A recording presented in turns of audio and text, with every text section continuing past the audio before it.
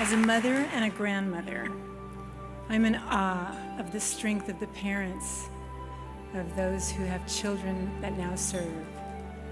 So tonight, I'd like to honor the parents of our men and women in uniform.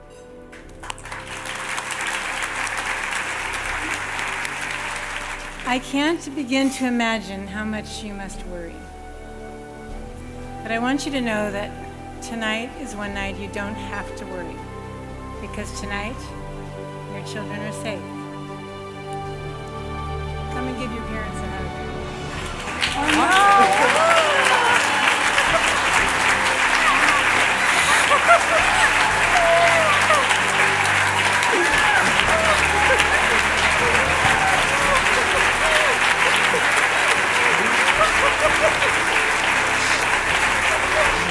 We haven't all been together for a year and 4 months, and thank you so much for making this all happen. I'm so proud to serve in the IDF, and I'm honored to be with you guys here tonight.